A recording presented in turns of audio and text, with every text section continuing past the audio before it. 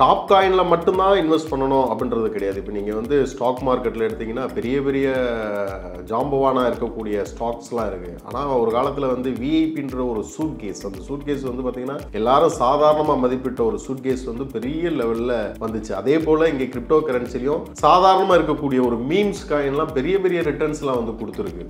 Account மூலிமா INR deposit பண்ண பிறகு தான் நீங்கள் என்ன காயின் வந்து செலக்ட் பண்ணுறீங்களோ அந்த காயினை வந்து நீங்கள் வாங்கலாம், ஹோல்டு பண்ணலாம், இல்லை காயினை வந்து வித்ட்ரா பண்ணிக்கலாம் அல்லது ட்ரேட் வந்து பண்ணலாம். எவ்வளவு மினிமமா பண்ணலாம் அப்படின்னு சொல்லி வந்து பார்த்தீங்கன்னா ஒவ்வொரு எக்ஸ்சேஞ்சும் ஒவ்வொரு விதமான இதை வந்து ஃபாலோ பண்ணுறாங்க. கிரிப்டோ கரன்சி மார்க்கெட் வந்து ஒன்ஸ் அப்பாச்சுன்னு சொன்னால் அது வந்து ஒரு 5 days 6 or 7 daysக்கு மேலே அப் ட்ரெண்ட்லேயே தான் இருக்கும். அது அப் ட்ரெண்ட்லேயே போயிட்டே இருக்கும். அது அந்த ஒரு பேரபோலிக்காக வந்து அது மூவ் ஆகிட்டே இருக்கும். அது ஆகையால் வந்து இதில் வந்து டைமிங்லாம் ஒன்றும் கிடையாது. நம்மளுடைய ப்ராஃபிட் வந்து எவ்வளோ வேணும் அப்படின்றத டிசைட் பண்ணிவிட்டு நம்ம வெளியில் வந்துடும். ஒரு இன்வெஸ்டராக என்ன பண்ணலாம்னா முக்கியமான சில காயின்களை வாங்கி அவங்க ஹோல்டு பண்ணிக்கலாம். ட்ரேட் பண்ண தேவையில்லை. அவங்க வந்து ட்ரேட் பண்ணுறதா இருந்தால் தான் டைம் எடுக்கும். சில காயின்களை வந்து ஒரு டாப் 10 காயின்ஸ் வந்து எடுத்துக்கிட்டு அந்த காயின்களில் வந்து அவங்க ஒரு அமௌண்ட் இன்வெஸ்ட் பண்ணிட்டு அது ஒரு ஹோல்டிங்காக வச்சுக்கலாம். கட்டுமானத்தின் வலிமை, கட்டிடங்களின் பாதுகாப்பு, ஸ்ரீ துர்கா டிஎம்டி கம்பிகள்.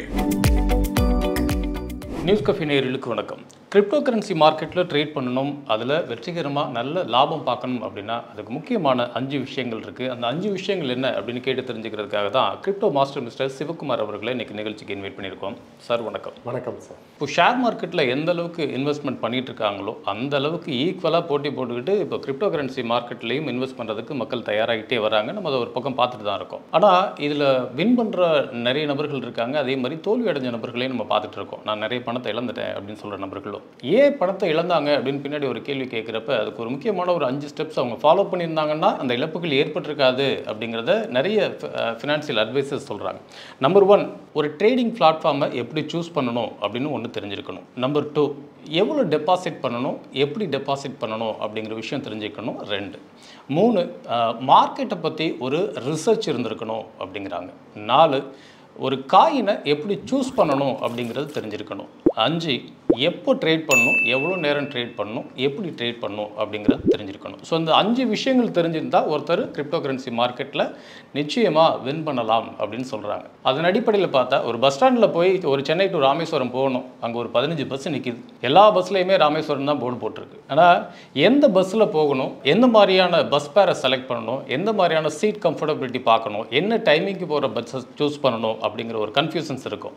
ரெகுலராக ட்ராவல் பண்ணுறவங்களுக்கு தெரியும், இமீடியட்டாக ஏதாவது ஒரு பஸ்ஸை பிக் பண்ணி போயிடுவாங்க. இந்த நியூவாக உள்ளார வர்றாங்க, இன்றைக்கி தான் ஃபஸ்ட் டைம் ராமேஸ்வரம் போகிறேன் அப்படின்னா சுற்றி இருக்கிற கண்டக்டர்ஸ் எப்படி கூப்பிட்றாங்களோ அதை ஃபாலோ பண்ணி போயிடுவாங்க. அதுக்கப்புறம் ஏன்டா அந்த பஸ்ஸில் ஏறணும் அப்படிங்கிற ஃபீல் பண்ணுற நபர்கள் நிறையா இருக்காங்க.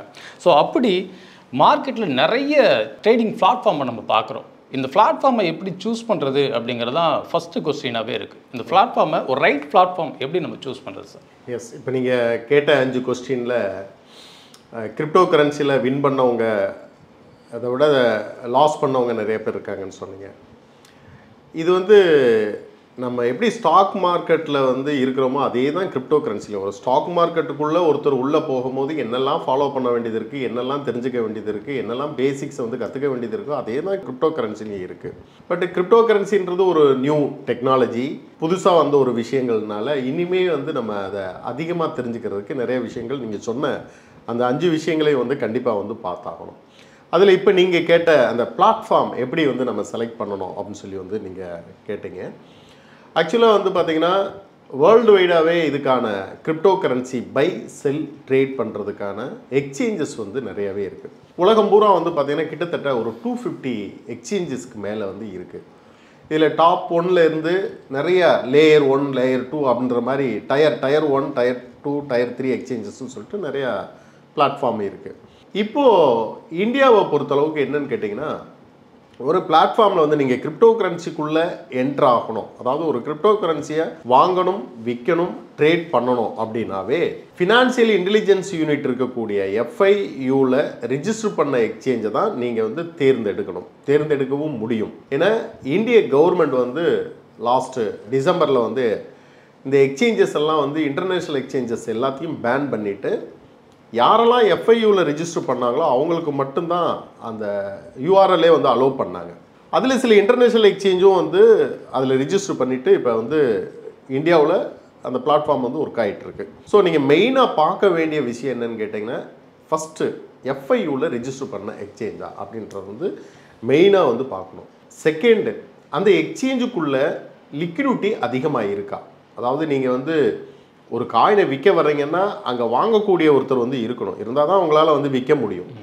ஒரு ஐஎன்ஆர் டெபாசிட்டாக இருக்கட்டும் அல்லது கிரிப்டோவாக இருக்கட்டும், நீங்கள் ஈஸியாக வந்து அங்கே டெபாசிட் பண்ணிவிட்டு ஈஸியாக வந்து நீங்கள் வித்ட்ரா பண்ணுறதுக்கு ஈஸியாக இருக்கக்கூடிய ஒரு பிளாட்ஃபார்மாக இருந்தால் ரொம்ப ரொம்ப நல்லது. ஸோ எஃப்ஐயூவில் ரிஜிஸ்டராக இருக்கணும், லிக்விடிட்டி இருக்கணும்.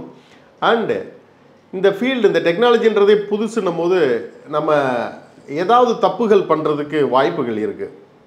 சம்டைம்ஸ் இந்த நெட்வொர்க்கில் வந்து, நெட்வொர்க் மீன்ஸ் வந்து செயினில் வந்து நீங்கள் ஒரு கிரிப்டோ அனுப்பும்போது ஏதாவது தவறுதலாகவே நீங்கள் அனுப்பிச்சிட்டிங்கன்னு சொன்னால் இமிடியேட்டாக வந்து நீங்கள் கால் எடுக்கும்போது உங்களுக்கு கஸ்டமர் கேர் சர்வீஸ் வந்து நல்லா இருக்கணும். ஏன்னு கேட்டிங்கன்னா, கிரிப்டோ கரன்சி எக்ஸ்சேஞ்சு பெரும்பாலும் இன்டர்நேஷ்னல் எக்ஸ்சேஞ்சிலலாம் வந்து நீங்கள் யாரையுமே காண்டாக்டே பண்ண முடியாது.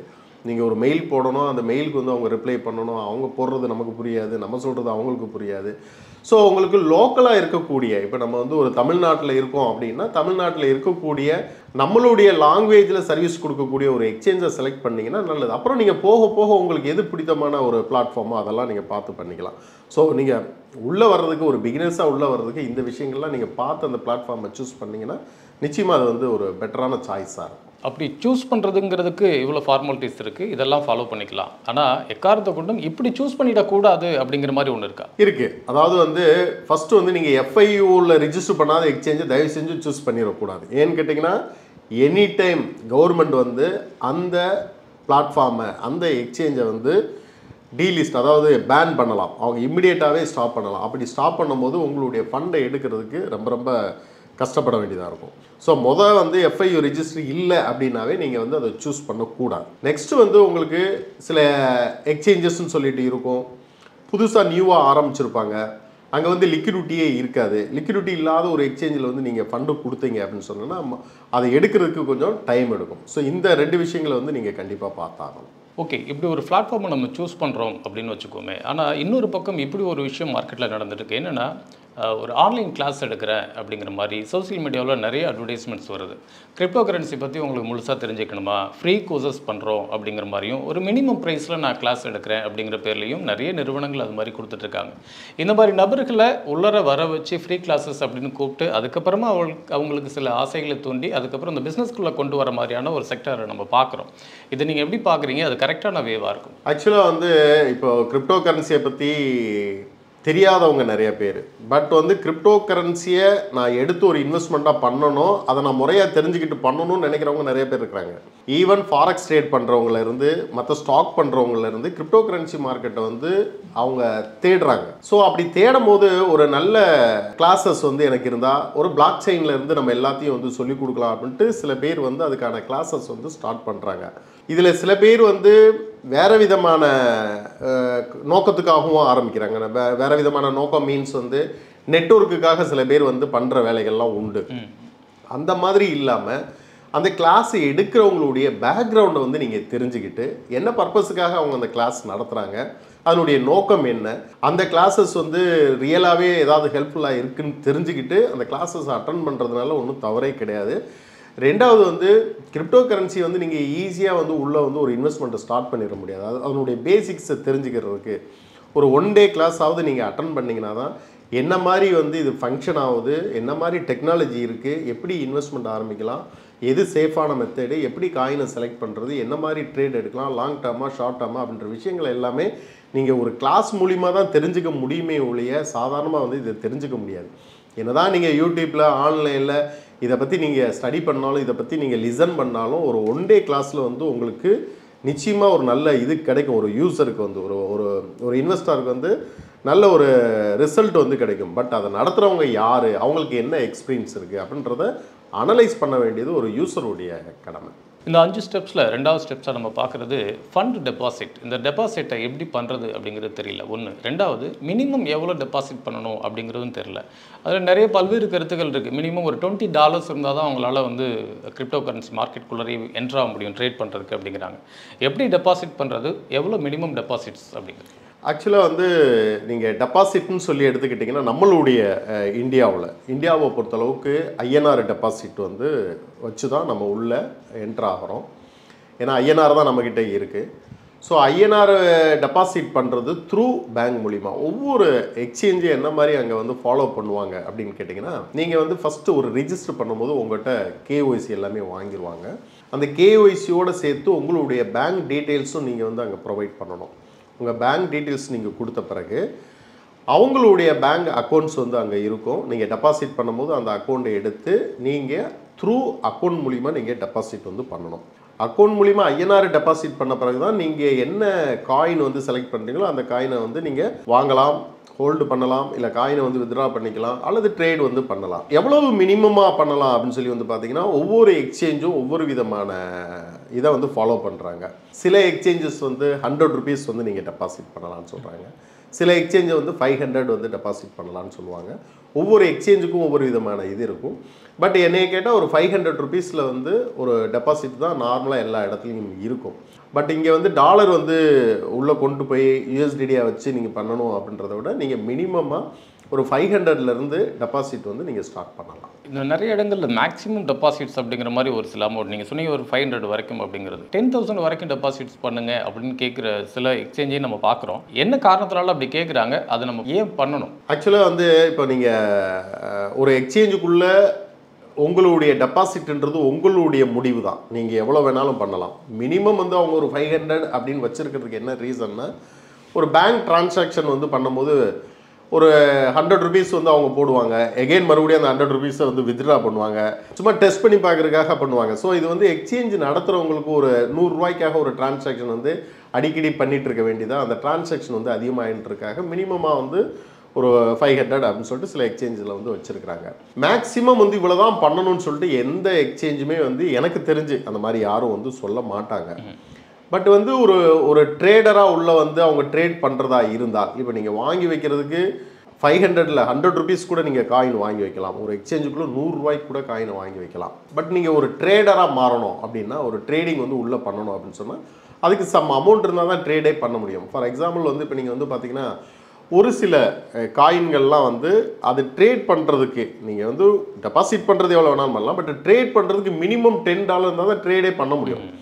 ஏன்னு கேட்டிங்கன்னா, ஒரு காயினுடைய விலை வந்து பார்த்திங்கன்னா, இப்போ நீங்கள் எத்திரியம் எடுத்திங்கன்னா ஒரு எத்திரியம் 2 எத்திரியம் அந்த மாதிரி போகிற மாதிரி ஒவ்வொரு காயின்கள்லையுமே அதனுடைய ரேட் வந்து 0.001 இருக்கும்.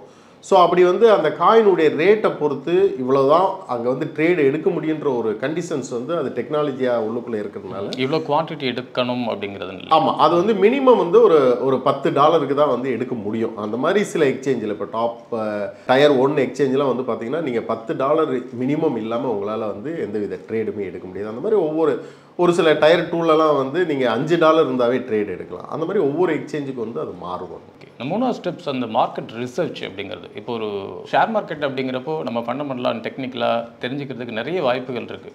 இது எல்லாமே ஒரு நியூ சிஸ்டமேட்டிக்காக இருக்குது. பிளாக் செயின்ங்கிறாங்க, வேலட்ங்கிறாங்க. ஸோ இந்த மாதிரியான நிறைய கன்ஃபியூஷன்ஸ் இருக்குது. ஸோ மார்க்கெட்டை அனலைஸ் பண்ணுறதுக்கு, ஒரு ரிசர்ச் பண்ணுறதுக்கு என்ன பிளாட்ஃபார்ம் இருக்குது, எப்படி போய் அதில் மார்க்கெட்டை பற்றி தெரிஞ்சுக்க முடியும்? ரைட், நீங்கள் சொல்கிறது கரெக்டான விஷயம் தான். ஏன்னா இப்போ நீங்கள் ஸ்டாக் மார்க்கெட்டில் உதாரணத்துக்கு ஒரு இன்ஃபோசிஸ் நீங்கள் ஸ்டாக் எடுக்கிறீங்கன்னு வைங்க. இன்ஃபோசிஸ்ன்றது ஒரு ஐடி கம்பெனி வந்து என்ன பண்ணுவாங்க அப்படின்றது காமனாக எல்லாருக்குமே தெரியும். இப்போ நீங்கள் உதாரணத்துக்கு ஒரு ஏசிசி சிமெண்ட் அப்படின்னு எடுத்துக்கிட்டிங்கன்னா, ஏசிசி சிமெண்ட் வந்து அவங்க சிமெண்ட் வந்து சப்ளை பண்ணுறாங்க. சிமெண்ட்டில் வந்து கன்ஸ்ட்ரக்ஷன் செக்டர் எப்படி இருக்குது அப்படின்றது ஈஸியாக வந்து ஒரு காமனான பீப்புள் வந்து தெரிஞ்சுக்க முடியும். பட் கிரிப்டோ கரன்சியில் நீங்கள் வந்து ஒரு ப்ராஜெக்டை வந்து தெரிஞ்சுக்கிறதுக்கு நீங்கள் பேசிக்ஸாக கொஞ்சம் கொஞ்சமாக கற்றுக்கிட்டு தான் வரணும். எதுவுமே வந்து பழக்கம் தான். எல்லாருமே வந்து எல்லாத்தையும் கற்றுக்கிட்டு வரல. பட் உங்களுக்கு வந்து அந்த ஆர்வம் இருந்துச்சு அப்படின்னு சொன்னால் நீங்கள் வந்து கிரிப்டோ கரன்சிக்குள்ளே என்ட்ராகி எப்படி இந்த ப்ராஜெக்ட்லாம் வந்து பார்க்குறது, என்ன மாதிரி ஒரு பிளாக் செயின்னா என்ன, அந்த பிளாக் செயின் எப்படி ஃபங்க்ஷன் ஆகுது, பிளாக் செயின்லேயே நிறைய காயின்ஸ் இருக்குது, அந்த காயின்ஸ்லாம் என்னென்ன டெக்னாலஜி வச்சுருக்காங்க அப்படின்றத பற்றிலாம் நீங்கள் அனலைஸ் பண்ண உங்களுக்கு வந்து கொஞ்சம் கொஞ்சமாக புரிதல் வரும். இதை பற்றி நிறையா யூடியூப்பில் நிறைய வீடியோஸ் இருக்குது. ஒவ்வொரு ப்ராஜெக்டை பற்றி இருக்குது, ஒவ்வொரு காயினை பற்றி இருக்குது. இதெல்லாம் நீங்கள் எடுத்த உடனே தெரிஞ்சுக்க முடியாது. ஒரு பிகினர்ஸாக வந்து நீங்கள் உள்ளே வந்து கொஞ்சம் கொஞ்சமாக தெரிஞ்சுக்கும் போது அதை எக்ஸ்ப்ளோர் பண்ணுறதுக்கு நிறைய விஷயங்கள் இருக்குது. இப்போ நீங்கள் வந்து கேட்ட எதில் போய் தெரிஞ்சுக்கலாம் அப்படின்னு நீங்கள் ஒரு கேட்ட கேள்விக்கு வந்து காயின் மார்க்கெட் கேப் அப்படின்னு ஒரு வெப்சைட் இருக்குது. அந்த வெப்சைட்டில் போய்ட்டு நீங்கள் ஒரு காயினை பற்றி மொத்தமாகவே பார்க்கலாம். அது நாங்கள் என்ன சொல்லுவோம்னா ஒரு காயினுடைய ஜாதகன்னே சொல்லலாம். அந்த வெப்சைட்டுக்குள்ளே போனீங்கன்னா அந்த காயினை பற்றி மொத்த ஜாதகத்தையுமே எடுத்துடலாம். எப்போ வந்து அது லான்ச் ஆனது முதற்கொண்டு எவ்வளோ லோ போயிருக்கு, எவ்வளோ ஹை போயிருக்கு, எவ்வளோ சப்ளை இருக்குது, என்னென்ன மார்க்கெட்டில் இருக்குது, என்ன எக்ஸ்சேஞ்சில் இருக்குது, அண்ட் வந்து என்ன மாதிரி ப்ராஜெக்ட் இருக்குது, எப்போ ஆல் டைம் ஹை போயிருக்கு, எப்போ ஆல் டைம் லோ போயிருக்கு, எல்லாம் கம்ப்ளீட்டாக எல்லாத்தையுமே எடுத்துடலாம். பட் அங்கே போய் நீங்கள் ஸ்டடி பண்ணுறதுக்குமே நீங்கள் ஒரு பேசிக்ஸ் வந்து தெரிஞ்சிருக்கணும். நீங்கள் அங்கே எடுத்தோடனே போயிட்டு ஒரு பிகினர்ஸ் போயிட்டு அந்த இதில் போய் பார்த்தாருன்னா எதை எப்படி பார்க்கணுன்றதே தெரியாது இல்லைங்களா, என்னென்னலாம் விஷயம்லாம் பார்க்க வேண்டியது இருக்குது அப்படின்ட்டு. ஸோ அதுக்கு சில பேசிக் இன்ஃபர்மேஷன் வந்து நீங்கள் தெரிஞ்ச பிறகு தான் இந்த மாதிரி வெப்சைட் இருக்குது. இது இருக்குது, காயின் மார்க்கெட் கேப் இருக்குது, காயின் சிக்கோன் இருக்குது. இந்த வெப்சைட்லலாம் நீங்கள் மொத்தத்தையுமே எல்லாத்தையும் எடுத்துலாம். ஒரு காயினில் எல்லா காயினும், பிட்காயின்லேருந்து அப் டு டேட்டாக இருக்கிற காயின் வரைக்கும் எல்லாத்தையுமே நம்ம கவர் பண்ணிடலாம். 4வது ஸ்டெப்ஸாக ஒரு காயினை எப்படி சூஸ் பண்ணணும் அப்படிங்கிறதா. ஒன்று, ஃபினான்ஷியல் அட்வைசர்ஸ் சொல்கிறது அப்படிங்கிறது மேக்ஸிமம் ரொம்ப ஹை லெவலில் இருக்கிற காயின்ஸ் அப்படிங்கிறது. நம்மளோட ஜென்ரல் ஒப்பீனியன் எப்படி இருக்கும் அப்படின்னா, ஹைஃபையாக இருக்கிற coin, bitcoin, Ethereum, light coin, இப்படி தான் நம்ம நினச்சிட்டு இருக்கோம். அதை தாண்டி ஒன்று அப்படி எடுத்தால் பெட்டராக இருக்கும் அப்படிங்கிறது நம்மளோட ஒப்பீனியனாக இருக்கும். ரொம்ப லோ ப்ரைஸில் இருக்குது அப்படின்னா இது எப்போ ரீச் ஆகும், எப்போ வளர்றதுக்கு என்ன ஆப்ஷன்ஸ் இருக்குது அப்படிங்கிற ஒரு டவுட் இருக்குது. ஸோ அந்த மாதிரி காயினை சூஸ் பண்ணுறதுக்கு ஒரு பெரிய டஃப்பான விஷயமா இருக்குது. ஒரு காயினை எப்படி சூஸ் பண்ணணும், நான் உள்ள ட்ரேட் பண்ண வரேன் அப்படின்னா எப்படி சூஸ் பண்ணணும்? ஒரு காயினை சூஸ் பண்ணுறதுக்கு வந்து நிறைய நீங்கள் வந்து கேதர் பண்ணிக்கிட்டே இருக்கணும். ஆக்சுவலாக வந்து நிறைய சோசியல் மீடியாவில் உங்களுடைய ஆக்டிவிட்டீஸ் வந்து இருக்கணும். இப்போ நீங்கள் சொன்னது மாதிரி டாப் 10 காயின்ஸ் வந்து இருக்குது. இந்த டாப் 10 காயின்ஸ் எல்லாமே கிட்டத்தட்ட ஒரு 4 to 5 இயர்ஸ் வந்து இருந்த காயின்களாக தான் இருக்கும். எல்லாமே அந்த காயின்ஸ் எல்லாம் ஒரு 4 வருஷமாக 5 வருஷமாக வந்து இருக்கும். அந்த காயின்கள் எல்லாமே வந்து இப்போது நல்ல ஒரு ரிட்டர்ன்ஸ் கொடுத்த காயினாக இருக்கும். நீங்கள் சொன்ன மாதிரி ஒரு பிகினர்ஸுக்கு, ஒரு இன்வெஸ்டருக்கு எப்படி மென்டாலிட்டி இருக்குன்னா, நல்ல காயினாகவும் இருக்கணும், அட் த சேம் டைம்ஸ் வந்து விலை கம்மியாகவும் இருக்கணும். நான் பிட்காயினை இப்போ போய் நான் வாங்கி அது 1 crore போனால் கூட எனக்கு 2x தான் ரிட்டர்ன் கிடைக்கும். இதே நான் ஒரு கம்மியான காயினை வந்து ஒரு 500 rupeesக்கு அட்லீஸ்ட் வந்து ஒரு 1000 காயின் கிடைக்கணும். அது வந்து எனக்கு வந்து 10 ரூபா போனால் கூட ஒரு பெரிய லெவலில் ப்ராஃபிட் வரும். அப்படி தான் வந்து மைண்ட் செட் இருக்கும். ஆனால் எப்படி அதை சூஸ் பண்ணுறது, அந்த கொஸ்டின்ஸ் வந்து பிகினர்ஸுக்கும் சரி இன்வெஸ்டருக்கும் சரி இருந்துக்கிட்டு தான் இருக்குது. ஸோ இதை எப்படி நீங்கள் சூஸ் பண்ணணும் அப்படின்னு சொன்னால், நம்ம எப்போவுமே சொல்கிற மாதிரி ப்ராஜெக்ட் வந்து மெயினாக வந்து பார்க்கணும். நிறையா காயின்களுக்கு வந்து ப்ராஜெக்ட்ஸ் வந்து இருக்குது. என்ன மாதிரி ப்ராஜெக்ட்டு, என்ன செயினில் பண்ணியிருக்கிறாங்க, அந்த ஃபவுண்டர்ஸ் வந்து யார், அவங்க டீம் வந்து என்ன மாதிரி எடுத்துகிட்டு போகிறாங்க, டெக்னாலஜியாக இது வந்து மற்ற இதுகளை விட எப்படி இருக்குது அப்படின்னு சொல்லி நம்ம அனலைஸ் பண்ணணும். டாப் காயினில் மட்டும்தான் இன்வெஸ்ட் பண்ணணும் அப்படின்றது கிடையாது. இப்போ நீங்கள் வந்து ஸ்டாக் மார்க்கெட்டில் எடுத்திங்கன்னா பெரிய பெரிய ஜாம்பவானாக இருக்கக்கூடிய ஸ்டாக்ஸ்லாம் இருக்குது. ஆனால் ஒரு காலத்தில் வந்து விஐபின்ற ஒரு சூட்கேஸ், அந்த சூட்கேஸ் வந்து பார்த்திங்கன்னா எல்லாரும் சாதாரணமாக மதிப்பிட்ட ஒரு சூட்கேஸ் வந்து பெரிய லெவலில் வந்துச்சு. அதே போல் இங்கே கிரிப்டோ கரன்சிலையும் சாதாரணமாக இருக்கக்கூடிய ஒரு மீம்ஸ் காயின்லாம் பெரிய பெரிய ரிட்டர்ன்ஸ்லாம் வந்து கொடுத்துருக்கு. டாப் 10 காயினை கொடுக்காத ரிட்டர்ன்ஸ் எல்லாம் நிறைய காயின்ஸ் வந்து கொடுத்துருக்கு. ஆகையால் வந்து அதை நம்ம எப்படி அனலைஸ் பண்ணுறது அப்படின்னு கேட்டிங்கன்னா, நீங்கள் இதில் ஆக்டிவாக வந்து இருந்துக்கிட்டே இருக்கணும். இப்போது மெயினாக வந்து பார்க்க வேண்டியது ஒரு காயினில் வந்து கம்யூனிட்டி வந்து பார்க்கணும். அந்த காயினில் வந்து கம்யூனிட்டி வந்து ரொம்ப அதிகமாக இருக்காங்க, மார்க்கெட் கேப் வந்து அதிகமாக வால்யூம் நடக்குது, 24 மணி நேரத்தில் அதனுடைய வால்யூம்லாம் வந்து நல்லா இருக்குது, ஸோ ப்ராஜெக்ட் நல்லா இருக்குது, வால்யூம் நல்லா இருக்குது, கம்யூனிட்டி வந்து பெரிய லெவலில் பில்ட் ஆகிட்டு இருக்கு அப்படின்னு சொல்லி நம்ம அனலைஸ் பண்ணும்போது, ஸோ இவ்வளோ வேர்ல்டு வைடாகவே இந்த காயினுக்கு வந்து யூஸர் இருக்கிறாங்க, கான்ட்ரிபியூட் பண்ணுறாங்க அப்படின்னும் போது நம்ம வந்து அந்த காயினை வந்து நம்ம ஹோல்டு பண்ணலாம், வாங்கி ஒரு ப்ராஃபிட்டில் வந்து சேல் பண்ணலாம். ஓகே, ஒரு காயினோட ப்ராஜெக்டை பார்த்துக்கிறோம், அதை வச்சு நம்ம அதில் இன்வெஸ்ட் பண்ணுறோம் அப்படிங்கிறத தாண்டி அந்த காயினோட ஃபியூச்சரை ப்ரெடிக்ட் பண்ணுறது அப்படின்னு ஒன்று இருக்கு இல்லையா? இப்போ ஷேர் மார்க்கெட்டில் ஒரு ஷேர் எடுத்துக்கிறோம் அப்படின்னாக்கா ஃபண்டமெண்டலாக ஓகே இப்படிலாம் இருக்காங்க அப்படிங்கிற அளவுக்கு நம்ம இதை ப்ராஜெக்டை நம்ம கம்பேர் பண்ணிக்கிறோம். ஆனால் ஃப்யூச்சரில் நீங்கள் சொல்கிற மாதிரி ஒரு செக்டார் வளருது அப்படின்னா இது வளரும் அப்படிங்கிற மாதிரி நம்ம ப்ரெடிக்ட் பண்ணுறோம். பட் இதில் கரண்ட் ப்ராஜெக்டை வச்சு அவங்க என்ன பண்ணுறாங்க அப்படிங்கிறத நம்ம சூஸ் பண்ணிக்கலாம். பட் ஃப்யூச்சரில் அது வளருமா அப்படிங்கிறதுக்கு ப்ரெடிக்ட் பண்ண முடியல இல்லையா? ஓகே, இதுக்கும் வந்து நம்ம செக்டார் வைஸாகவே வந்து காயின்கள்லாம் இருக்குது. அதாவது நீங்கள் இன்றைக்கி கரண்ட் மார்க்கெட்டில் என்ன இருக்குது, கரண்ட்டாக வந்து என்ன டெக்னாலஜி வந்து வளர்ந்துட்டுருக்கு.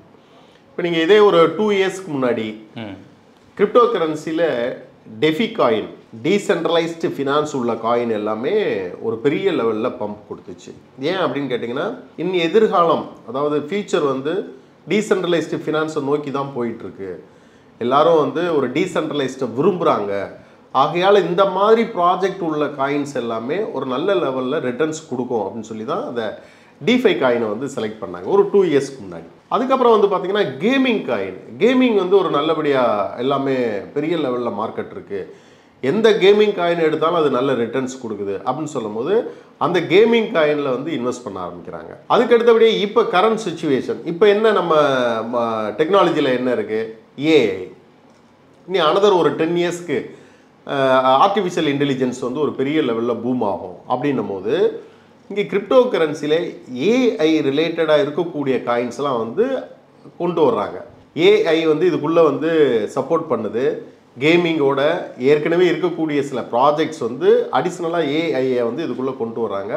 அப்போ ஏஐயும் இதில் வந்து சேரும்போது அந்த ப்ராஜெக்ட் வந்து ஒரு பெரிய லெவலில் வரும். அடுத்த ஒரு 10 இயர்ஸ்க்கு வந்து இது நல்லா வளரக்கூடிய ஒரு ஃபீல்டாக மாறுன்னு சொல்லிட்டு ஏஐ காயினில் இன்வெஸ்ட் பண்ணுறாங்க. அந்தந்த கரண்ட் சுச்சுவேஷனுக்கு எது இருக்கோ அதை வந்து நம்ம செலக்ட் பண்ணுறது ஒரு வித்தியாசமாக இருக்கும். அதே போல் இப்போ வந்து ஏற்கனவே மார்க்கெட்டில் இருக்கக்கூடிய ப்ராஜெக்ட் உள்ள காயினை விட டிஃப்ரெண்ட்டாக ஏதாவது ஒன்று பண்ணுறாங்க அப்படின்னு சொன்னால், இப்போ நீங்கள் பிளாக் செயின்லேயே நிறைய பிளாக் செயின்ஸ் வந்து இருக்குது.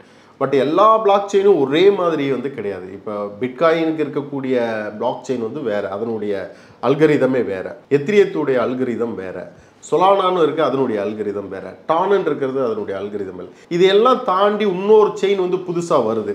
அந்த செயினில் வந்து உதாரணத்துக்கு வந்து ஒரு செக்யூரிட்டி நல்லா இருக்குது. டிரான்சாக்ஷன் இப்போ பிட்காயினில் வந்து டிரான்சாக்ஷன் வந்து ரொம்ப டிலே ஆகும்.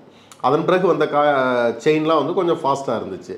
அதாவது டிரான்சாக்ஷன் பெர் செகண்ட்னு சொல்லுவாங்க, டிபிஎஸ்ன்னு சொல்லிட்டு. இந்த டிரான்சாக்ஷன் பெர் செகண்ட் வந்து சிலது வந்து 10,000 சொல்லுவாங்க, சிலது வந்து 50,000 சொல்லுவாங்க, சிலது வந்து 1 lakhன்னு சொல்லுவாங்க, சிலது வந்து 5 lakhsன்னு சொல்லுவாங்க. ஸோ இந்த மாதிரி வந்து உங்களுக்கு டெக்னாலஜியில் அங்கே ஏதாவது ஒரு புதுசாக வந்து ஒரு விஷயம் வருது அப்படின்னா ரைட், மற்ற செயினை விட இந்த செயினில் சம்திங் இஸ் டிஃப்ரெண்ட், அதனால் இந்த ப்ராஜெக்ட் வந்து ஒரு பெரிய லெவலில் லாங் டேர்மாக வந்து போகிறதுக்கு வாய்ப்பு இருக்குன்னு சொல்லிட்டு அதில் இன்வெஸ்ட் பண்ணலாம். இந்த மாதிரி சில விஷயங்களை பார்த்து தான் நம்ம அந்த காயின்கள்லாம் வந்து தேர்ந்தெடுக்கணும். ஓகே, ட்ரேட் பண்ணுறது அப்படிங்கிறது இப்போது ஷேர் மார்க்கெட் எடுத்துக்கிட்டோம் அப்படின்னாக்கா அதுக்கு சம் டைமிங் சொல்கிறாங்க. இந்தந்த டைமிங்க்கு நீங்கள் ட்ரேட் ஸ்டார்ட் பண்ணணும், இந்த டைமுக்குள்ளார ட்ரேட் விட்டு வெளில வந்துடணும் அப்படிங்கிறாங்க.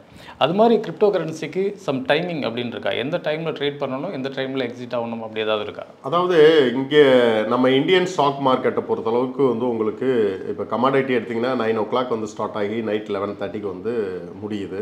ஸ்டாக் மார்க்கெட் வந்து ஸ்டார்ட் பண்ணி 3:30க்கு வந்து முடியுது.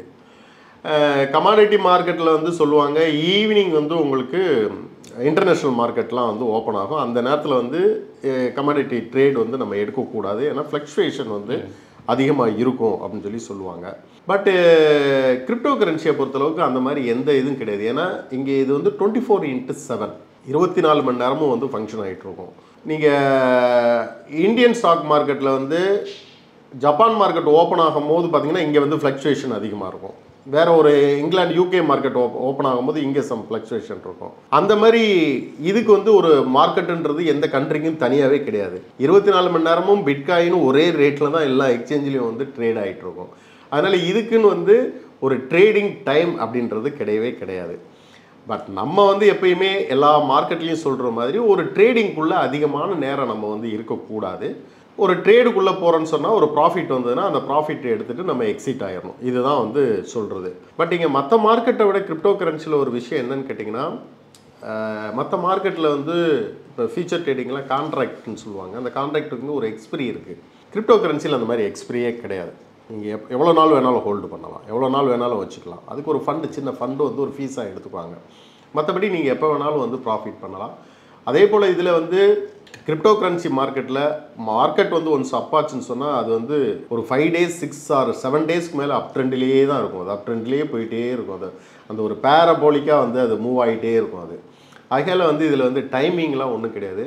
நம்மளுடைய ப்ராஃபிட் வந்து எவ்வளோ வேணும் அப்படின்றத டிசைட் பண்ணிவிட்டு நம்ம வெளியில் வந்துடும். காமனாக சொல்கிற மாதிரி ட்ரேடுக்குள்ளே அதிக நேரம் இல்லாமல் நம்ம ஒரு காயினை செலக்ட் பண்ணோமா, ஒரு ஸ்டாப் லாஸ் போட்டோமா, ஒரு ப்ராஃபிட் ஆர்டர் போட்டோமா, அதுலேருந்து வெளியில் வர்றது தான் இது ஒரு ட்ரேடுக்கான மெத்தடாக இருக்கும்.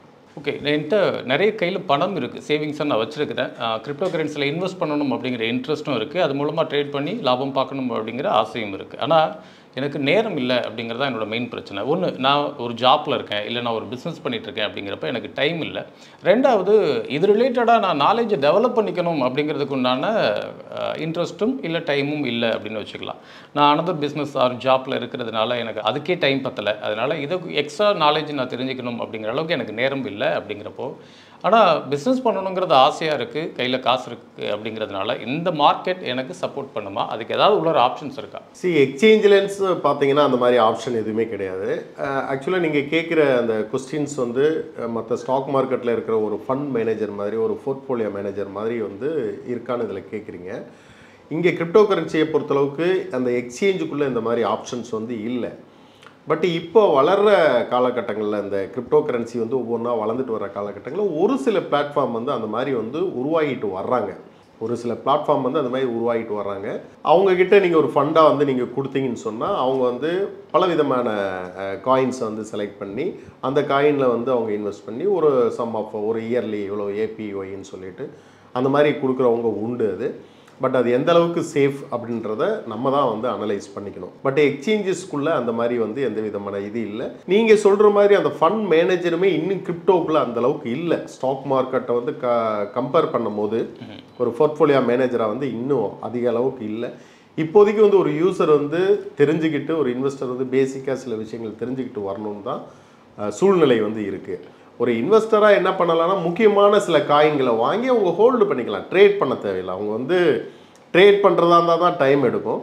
சில காயின்களை வந்து ஒரு டாப் 10 காயின்ஸ் வந்து எடுத்துக்கிட்டு அந்த காயின்களில் வந்து அவங்க ஒரு அமௌண்ட் இன்வெஸ்ட் பண்ணிவிட்டு அது ஒரு ஹோல்டிங்காக வச்சுக்கலாம். ஒரு 6 months 1 year லாங் டர்மாக வந்து அவங்க வச்சுக்கிட்டாங்கன்னு சொன்னால் ஓரளவுக்கு ப்ராஃபிட் இருக்கும்.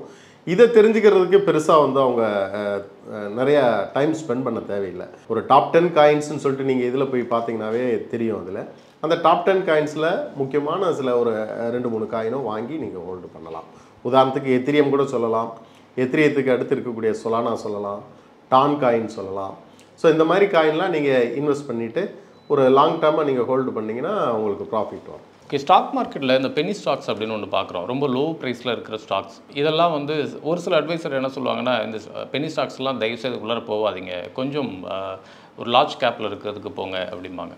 சில அட்வைசர் என்ன சொல்கிறாங்கன்னா, பெனி ஸ்டாக்ஸாக இருந்த எல்லா ஸ்டாக்ஸுமே இன்றைக்கி வந்து ஒரு மல்டிபேக்கர் ஸ்டாக்ஸாக மாறி இருக்குது, லார்ஜ் கேப்பாக மாறினது எல்லாமே பெனி ஸ்டாக்ஸ் தான்.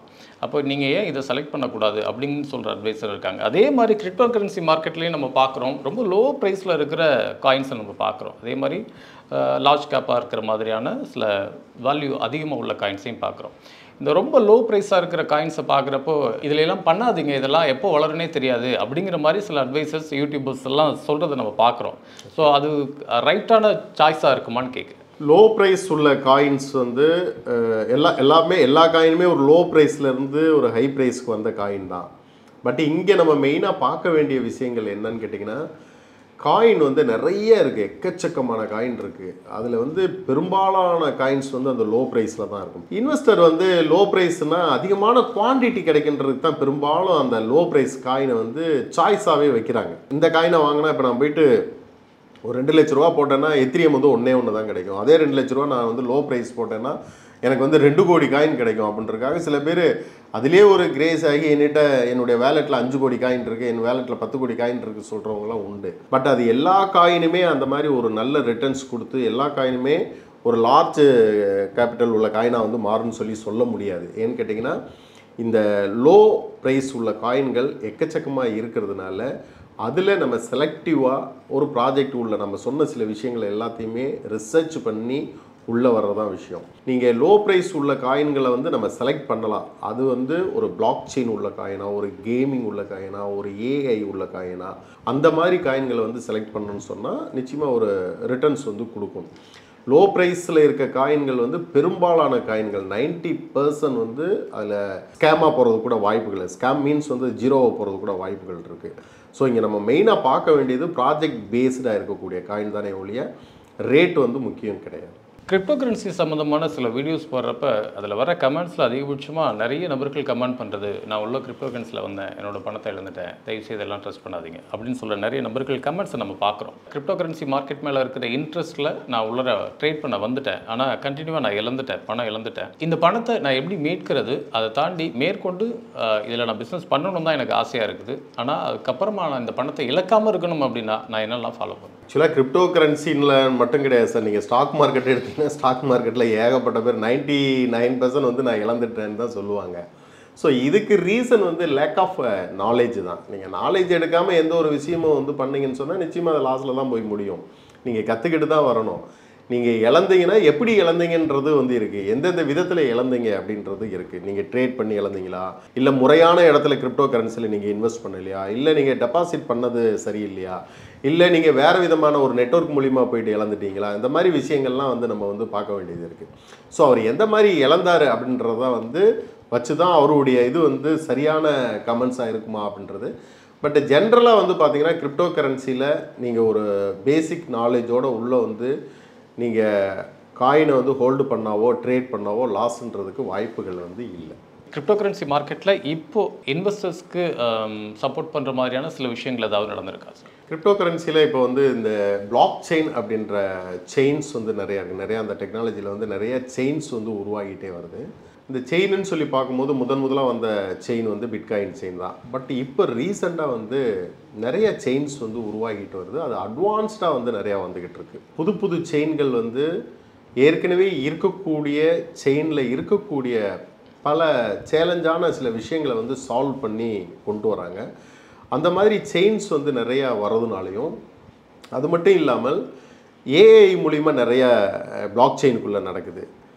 அண்டு ரியல் வேர்ல்டுன்னு சொல்லி இப்போ பிளாக் செயினில் நிறைய ரியல் வேர்ல்டு, இந்த ரியலாகவே வந்து ஒரு பேங்க் டிரான்சாக்ஷனாக இருக்கட்டும், அல்லது வந்து லாஜிஸ்டிக்காக இருக்கட்டும், எஜுகேஷன், ரியல் எஸ்டேட்டு, இந்த மாதிரி விஷயங்கள் எல்லாத்துலேயும் பிளாக் செயின் வந்து அதிகமான லெவலில் இன்வால்வ் ஆகிறதுனால இந்த ரியல் வேர்ல்டு உள்ளே வர வர வர வர கிரிப்டோ கரன்சிக்கு ஒரு புதுவிதமான இதுகள் ஆப்பர்ச்சுனிட்டி வந்து கிடச்சிருக்குன்னே சொல்லலாம். ரியல் வேர்ல்டு வந்த பிறகு தான் கிரிப்டோ கரன்சியை மக்கள் வந்து இன்னுமே அதை அதிகமாக நம்ப ஆரம்பிக்கிறாங்க. இந்த பிளாக் செயினுக்குள்ளே முதலாக வந்தது கிரிப்டோ கரன்சி தான் இருந்தாலும், இன்றைக்கி வெளியில் எல்லா ஃபீல்டுலேயும் எல்லா செக்டார்லேயுமே பிளாக் செயினுடைய டாமினன்ஸ் வந்து இருக்கிறதுனால இது கிரிப்டோ கரன்சியில் இருக்கிறவங்களுக்கு, புதுசாக வர்றவங்களுக்கு ஒரு நல்ல ஒரு செய்தியாக தான் இருக்குது. ஓகே, கிரிப்டோ கரன்சி மார்க்கெட்டில் இப்போ வர்ற இன்வெஸ்டர்ஸ்க்கு, ஆல்ரெடி இருக்கிற இன்வெஸ்டர்ஸ்க்கு சில இருக்கிற ஒரு சேலஞ்சஸ் அப்படின்னா அது என்ன சேலஞ்சஸாக இருக்கும்? கிரிப்டோ கரன்சியில் இருக்கக்கூடிய இன்றைய சூழ்நிலையில் சேலஞ்சஸ் அப்படின்னு சொல்லி வந்து பார்த்தீங்கன்னா, மெயினான ஒரு விஷயம் வந்து இனிமேல் கவர்மெண்ட் வந்து அதை ரெகுலேட் பண்ணலை. அது ஒரு ரெகுலேட் வந்து பண்ணிட்டாங்க அப்படின்னு சொன்னால் இன்னும் வந்து ஈஸியாக வந்து அதில் வந்து உள்ள இன்வெஸ்டர் வந்து என்ட்ரு ஆகிறதுக்கு, உள்ளே வந்து ஒரு ட்ரேட் எடுக்கிறதா இருக்கட்டும், மற்ற விஷயங்களுக்கு வந்து சப்போர்ட்டாக வந்து இருக்கும்.